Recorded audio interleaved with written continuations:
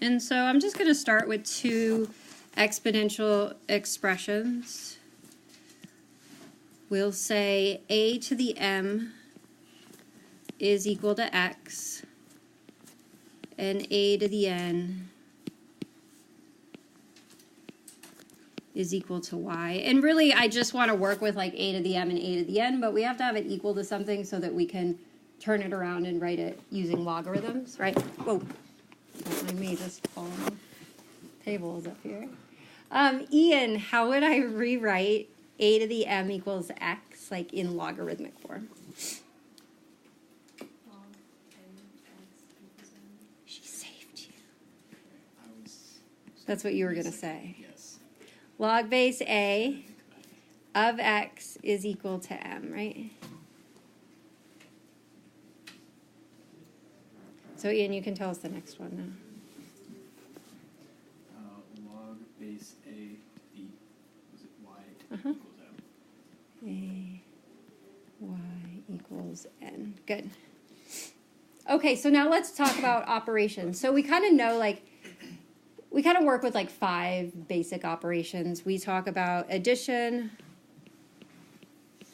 subtraction, multiplication, division. I'm running out of room. Multiplication, division, and like exponents. Or just as far as like working with numbers and other expressions we've worked with in the past, those are kind of like the things that we can do with different types of expressions. So like, let's just try this. Let's see what happens. Let's try to add 2 exponential expressions. So like, what happens if I do like a to the m plus a to the n? Do you guys agree that that is equal to x plus y? You cool with that? Because a to the m is equal to x and a to the n is equal to y. So if I add them, I add them. And our goal here is if this is to tell us anything about logarithms, I have to be able to write something that I can then put in logarithmic form. So I need an exponential expression or exponential equation that I can put in log form so I can convert. We were able to do these first 2 because the left side of the equation is a single exponential expression, right? It's a raised to a single exponent. And if we don't have that, then we can't convert it into log form. So the only way that we're going to be able to do something with this sum is if we can somehow write a to the m plus a to the n as a raised to a single exponent. Can we do that? Is there a way to add those guys? That's what logarithms are for, aren't they? Mm-mm.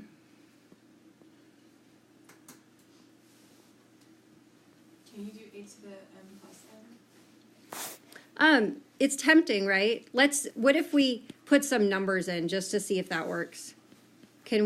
Is this true? That would be if you're multiplying them, right? Mm-hmm. So if I look at a to the third plus a squared, what do you guys think when you try to add those? Can you do it? Why not? You don't know what a is. Right? And they're not like terms. Yeah, they're not like terms, right? So we can't add them. And so there is no way for us to simplify the left side of that equation into a single exponential expression with a single exponent, which means it does not help us find any log rules. Shucks. That tells us something important, though. It tells us that when you're adding in a logarithm, there's not really much you can do. Like, there's no simplifying you can do. You can't just split things up. Well, if I can't add, what do you think about subtracting?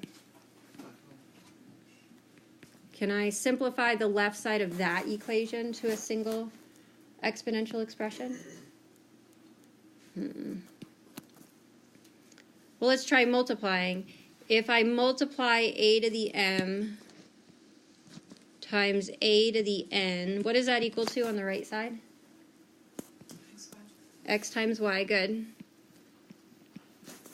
Well, now again, let's look at the left side. Remember, our goal here is to be able to write this equation in logarithmic form. And in order to do that, we need a raised to a single power on the left. Can I do that here? Can I simplify that left side? I can, right? What is it? It's a to the m plus n, right? Remember, those exponents are counters. So if I have m factors of a times another n factors of a, I have m plus n factors of a, right? Like a to the third times a squared would give me 5 factors of a. Yeah? So m plus n equals x times y. So a to the m plus n equals x times y. Can I write that in logarithmic form now? I hope so, because I put it over here in the side where we're writing stuff in log form, right? So I need log base something of something equals something, right? So then we just say, okay, what's our base? Our base is a. What are we taking the log of? X and Y. X times y, so the right side, equals the exponent. Good. So always, the logarithm is always equal to the exponent. And that's why we need that single exponent there, because if we had like something like this, like there's no single exponent there that we can say the log is equal to, right? Well, let's see, let's try division. So if I divide a to the m by a to the n, that is equal to what on the right side?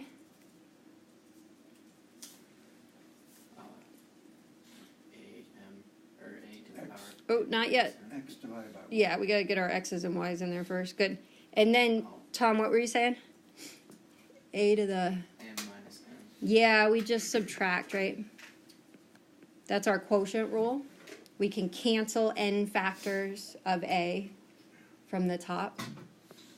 And that's x divided by y. So we've successfully written that as like a single exponential expression on the left, right? Which means that we can convert it into log form. So we have a to the m minus n equals x divided by y. So we want to take a logarithm that has some base of something equals something. What's my base? A. What am I taking the log of? X divided by y. Good. X over y. And that is equal to, good, the exponent. Very good. Okay, so one last thing to try, which is like if I take an exponential expression and I like raise it to another exponent. So if I take like a to the m, and it doesn't really matter what exponent I'm going to raise it to. I don't know. You guys want to pick one? Pick a letter. 3. Oh, but it's got to be a variable. L.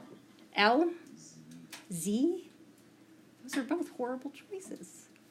I'm kidding. Because L's look like 1s and Z's looks like 2s. H. I like H. Put them all on. H is good.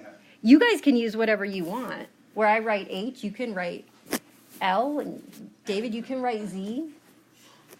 Somebody else can use K. Well, because that would be 3 different numbers. Well, I mean, you that. can do it though, can't you? I mean, But you can write whatever you want. Just won't necessarily you have 3 demonstrate variables what. on there, you have them all. Right. It just won't necessarily demonstrate what we're trying to Multiply. demonstrate. That is the base of the multiplied by them all, right? Anyway. Raised to all of those exponents. So, hey, what is the right side then? If I take a to the m to the h power, the right side is going to look like, A times m times h.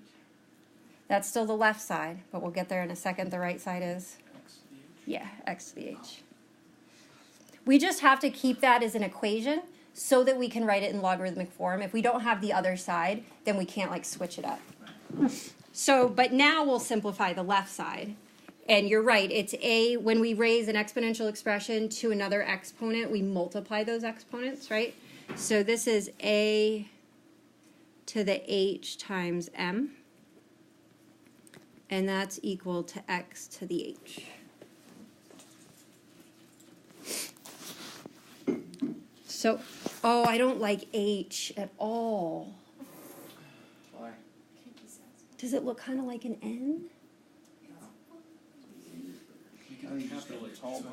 I'll just make it, I'll make it quite tall. Represents a constant. Okay. So, I just don't want to confuse anybody. So let's write this over here. I effectively wrote the left side as a single exponential expression with a single exponent, right? That's equal to x to the h. So I want to write that in log form. So I have log base something of something equals something. What's my base? What am I taking the log of? X to the h. And that's equal to h times m. Good. Okay. Well, we did everything we really could with those exponents. So let's be done with those.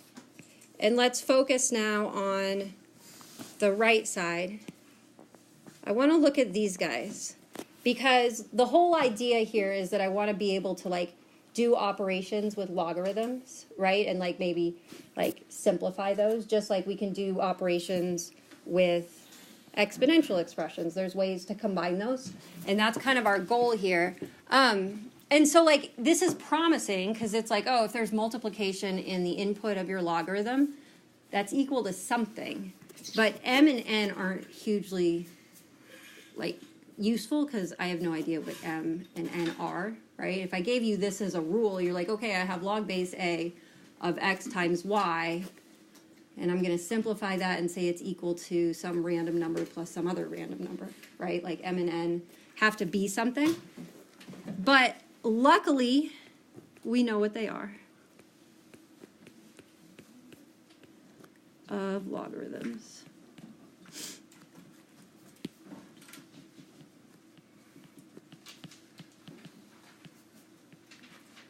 So we have log base a of x times y is equal to, we said m plus, I'm just writing these so I can erase them again. Like I'm spacing them out so I can fit what I want to fit in there. What's m equal to? Read everything we've written so far. Log AX. Yeah, m is equal to log base a of x, right? That's the very first two lines, right? Were just what we started with. So I can replace m with log base a of x. And what's n equal to?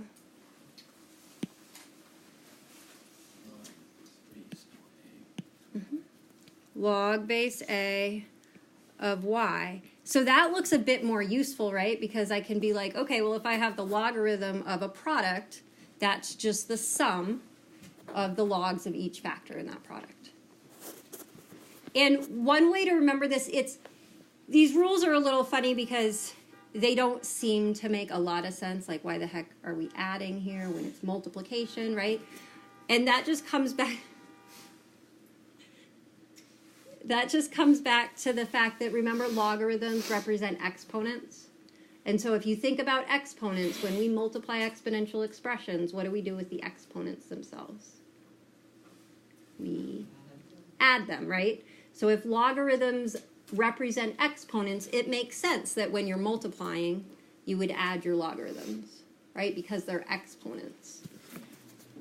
So then our second one says log base a of x over y is equal to, well, we said it was equal to m minus n, but let's replace m and n again.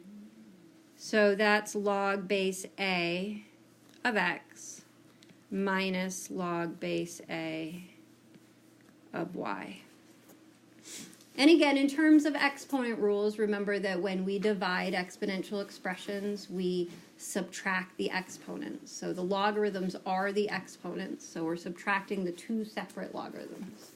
And then the last one tells us that log base a of x to the h is equal to h times m. Well, I can't replace that h with anything because I don't have anything up here that says h equals. But that's okay because we said h is just a constant anyway. So in a given problem, h would be given to us. Like it'd be like a 2 or a 5. I can replace m, though, with log base a of x. So if I take the log of an exponential expression, that's the same as multiplying the exponent by the logarithm of the base of that expression. These are the properties of logarithms that we will use to expand and condense logarithmic expressions. It's important that we can do both because given the problem that you're doing, we sometimes like to expand, so start with like a single logarithm and write it as several logarithms. That's especially useful when you're taking derivatives and things like that. But we also like to condense sometimes, so take several logarithms and condense them into one, because that's really useful when we are like solving equations. Because just like we did here, if we get a single logarithm on one side, we can then write it in exponential form. Whereas if I have the sum of a bunch of logarithms on one side, I can't convert that to exponential form. So that's where it's nice to condense. So you'll learn as we go sort of like when it's appropriate to condense and when it's appropriate to expand. At this point, I'm just going to tell you what to do, just so you can practice both directions. So when we expand logarithmic expressions, that means to rewrite as the sum or difference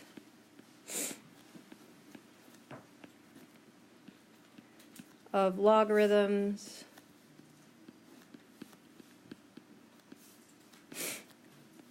with no exponents.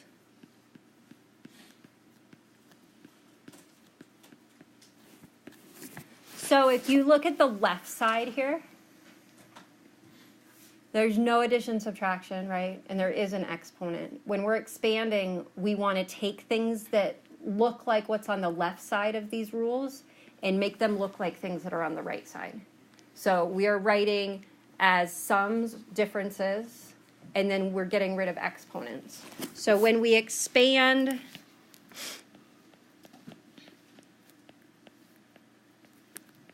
we start at the top left, and we are rewriting going to the right, and the order we do that in is top to bottom. So we look for products, quotients, and then exponents. And we're looking for things that look like what's on the left, and we're rewriting like things that are on the right. And then when we condense, oh, I'm sorry, one more thing about that is we want to evaluate when possible. Evaluate when possible. Meaning that if I have like log base 2 of 8 anywhere after I expand, that I can call that 3, right? So if you can get like a number and actually evaluate it like we did last night, you would do that as well. Let's see, so to condense, when we condense, we want to write whatever we have, our expression, as a single logarithm, as just one logarithm. So write as a single logarithm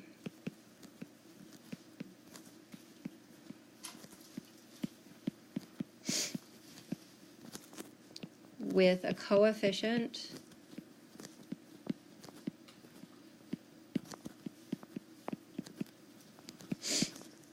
of 1. So if you look at the right side of these properties, notice that the first two have more than one logarithm. So if we see the sum or difference of multiple logarithms, we want to go from right to left to write as a single logarithm. And then notice that last one, the coefficient there is h. We don't want a coefficient of h, we want a coefficient of 1. if we go from right to left there, we'll get a coefficient of 1 by bringing that h into our exponent. So when you are condensing, you are starting on the bottom right. You are writing things that look like the right side as things that look like the left side. And the order that you do it in is from bottom to top. So we start by taking care of the coefficients that aren't 1, and then we take care of the multiple logarithms. And I made you guys a handy dandy chart. Is that these are like the only rules. Like I'm not like keeping some secret from you that actually exist. So like, for instance, if there's addition inside the parentheses, like on the left side, if that was x plus y, so log of x plus y, there's just no rule for that. You can't simplify it. So in addition to using these rules correctly, one of the challenges of these problems is not like creating new rules that seem like they should work, but like they don't actually work. So you just want to be really careful with that as well. So let's do some expanding first.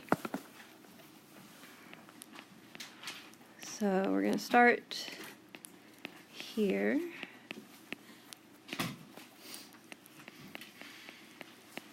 And we'll expand the natural log of 3e.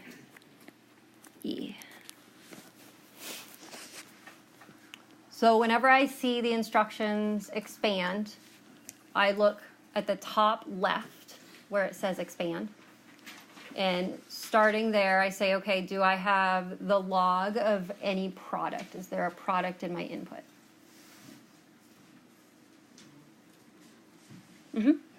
So it's a single logarithm, and the input is 3 times e. So that means that I can rewrite it as the sum of natural log of 3 and natural log of e.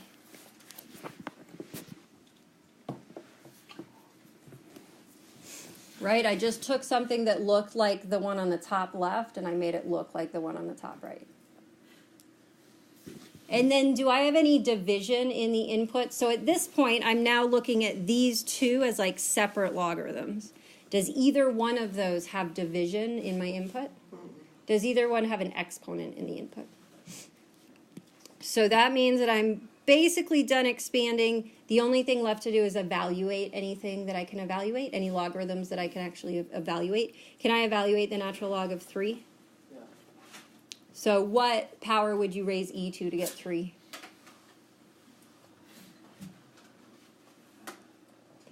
It's some ugly number, right? So when we evaluate, we always want exact answers only. So we don't mean like put in your calculator and put like a decimal approximation. We just mean like, can you get like a whole number or a fraction, like the ones we were doing yesterday without our calculators? What about the natural log of e? Can I evaluate that? Yeah, it's just 1, right? The exponent you would raise e to get e is 1. So this is the natural log of 3 plus 1. And that's fully expanded, and I know it's fully expanded because there is no product, quotient, or exponent in the input of any of my logarithms. Why did you change L and E to 1 again? So the natural log of e is the exponent that you would raise e to in order to get e. Since e to the first is e, the exponent I would raise e to get e is 1. So you just put 1 instead. Because the natural log of e is that exponent of 1. The natural log of E, you'd raise that to 1 to get So E.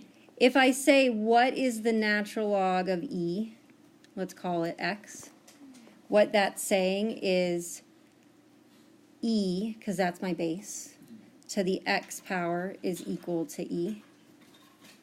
Oh, right, okay. And so this is like a 1, yeah? Yeah. And so it would have to be 1. Yes? How come that doesn't happen for like any other number, like such as 3? So, well, 3, it's not that I can't take the natural log of 3, but if I say the natural log of 3 is equal to, say, x, that means that e to the x is equal to 3. And there's just no, like, fraction or whole number that I can raise e to in order to get exactly 3. So it's not that like there is no natural log of 3, it's just that it's an irrational number. So it's, oh, go ahead. How can we use E right there? So the natural log is the base e logarithm. Oh, okay. So we use ln for that rather than writing log base e. Alright. It's sort of like when we did like square roots. And if we had the square root of 9, we'd call it 3. But if we have the square root of 2, we just leave it as the square root of 2. So like same idea. If we can get like a whole number or a fraction, something rational, then we evaluate. Otherwise, we just leave it as that symbol. Thank you. Okay, let's do another one. How about the common log of 100 divided by the square root of x. Okay, so again, we are expanding, so we're looking only at the left side of those rules. Do I have anything that is a product in my input? Are there any products there? Anything multiplied? How about divided? There's division, so that's the numerator minus log of the denominator. So moving down my list here, do I have any exponents in my inputs?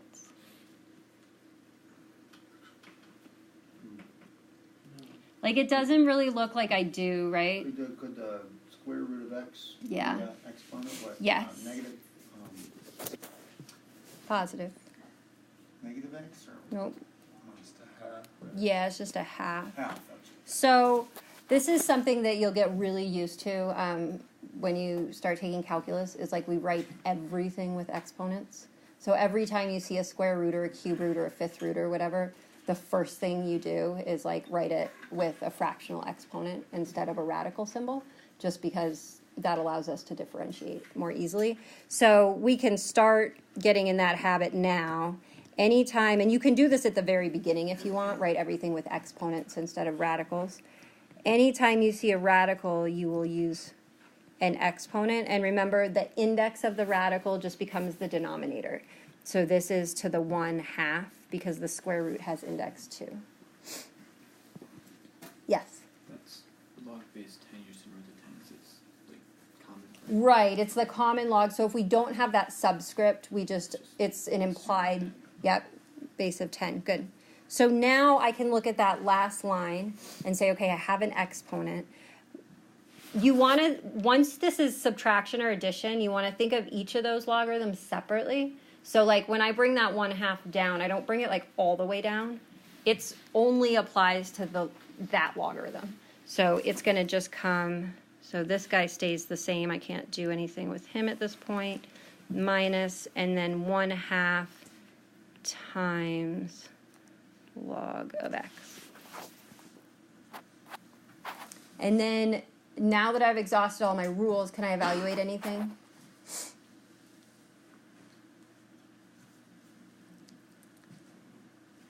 Is log to the, or log is, it can be like 2. Yeah, the common log of 100 is 2, right? Because the exponent you would raise 10 to in order to get 100 is 2. So this is a 2.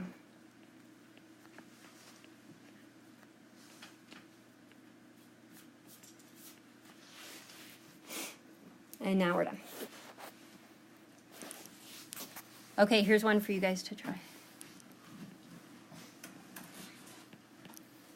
So go ahead and expand log base 7 of 49x to the 3rd.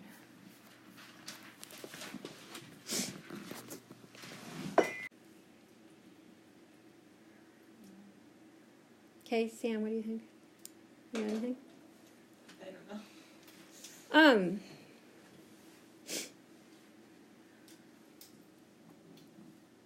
Like when you look at this, does it look similar to this to you? So like, I mean, this is like really the way I'd like you to go about this, at least at first, is like, don't look at the problem and think like, what should I do here? Look first at the one on the top left, that log base a of x times y, and say, does my problem look like that? And if it does, then we'll follow that rule from left to right. So log base a of a product, I have two factors, right? I have a factor of 49 and I have a factor of x to the third in that input. And so how should I rewrite that using the right side of the equation? Log base 7, Uh-huh. 49, Good. plus log base 7 x to the third. Good. Plus log base 7 of x to the third. Does that make sense? How we got there? And then at this point, then we ask ourselves, we look at these separately and say, is there division? So do either one of those look like this? Do either one of those look like this? Just that second one, right? So that means that we're skipping the first one for now. Just rewrite it. Plus, and then using the right side, how would I rewrite that second term? Good. And then, can I evaluate anything? Log base 7 of 49 is 2. Good. So 2 plus 3 log base 7 of x. We should do a couple in the other direction, too. Better condense. So when we condense, again, like, condense. When we condense, you want to start here where the word condenses, so bottom right. Look at your problem and say, do I have anything that looks like this? So we'll do this one first. Where'd it go?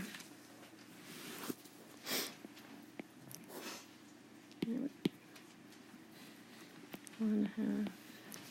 It's the natural log of A minus the natural log of B. So the first thing we're asking ourselves is if any of my terms have a coefficient that's not 1. So we're looking for things that are like a logarithm, but with a number in front of it. Do we have any terms that have a coefficient that's not 1? Yes. Which one? 1/2. Yes. So we will rewrite that going from right to left.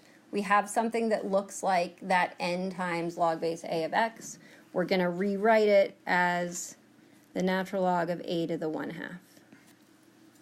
Can I interrupt for just a second? Sure, what's up? I almost totally got why you can move the exponent into the front and reverse. Mm-hmm. Can you just expound on that just a little bit? I'm guessing, you know what I mean? How it transforms the whole. Like why you can do that? Operates on. So the reason. Operates on the log or the exponent, as the case may be. On the log, just the log. I mean, not the exponent. How what operates on it? The coefficient out front. Mm-hmm. How they interact and affect the log. Well, if it's a coefficient of the log, it's the same as being the exponent of the input. So when we developed these, we did this.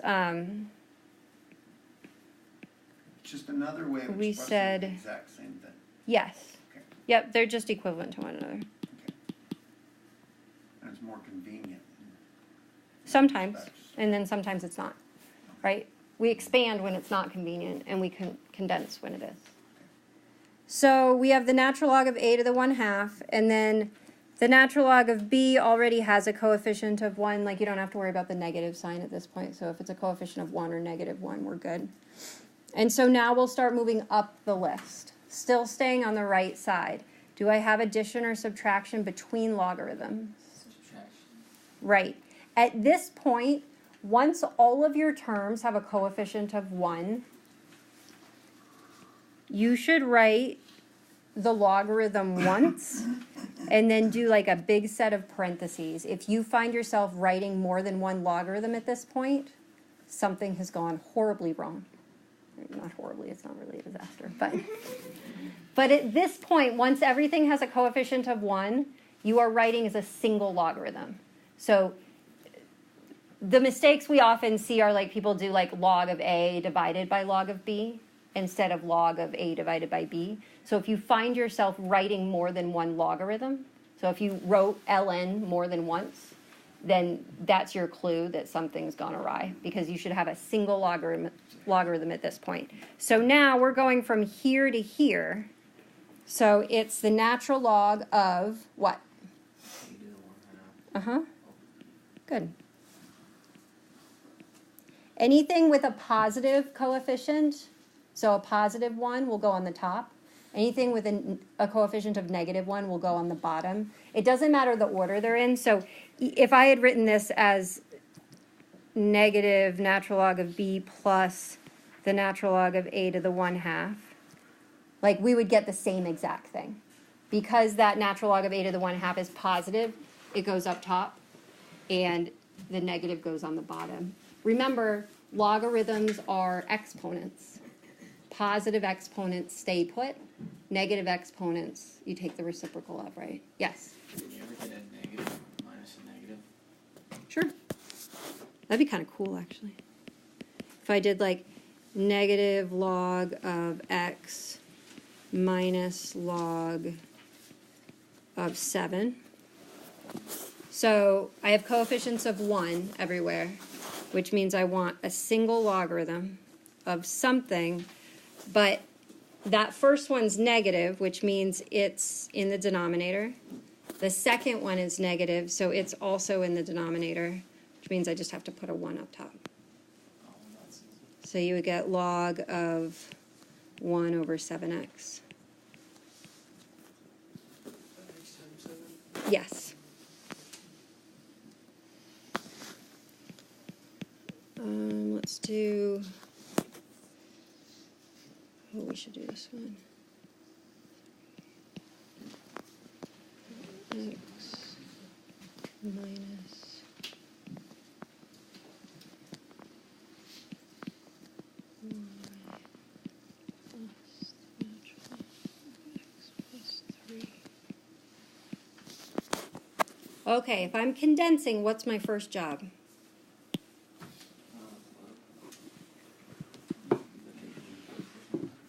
Yeah, we look at our coefficients, right? Sonia, do we have any coefficients here that aren't 1? Yes. Yeah. And then it'd be the 1/2. Uh-huh. And also that 3 in the first term. Oh, yeah. So, again, we're working within the individual terms at this point.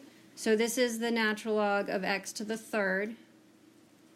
And then minus the natural log of y to the 1/2 plus the natural log of x plus 3. So we now have coefficients of 1 in all our terms, so we're ready to write just of something. Positive coefficients in the numerator, negative coefficients in the denominator. So I have x to the 3rd here, and then y to the 1/2 here, and then x plus 3 here.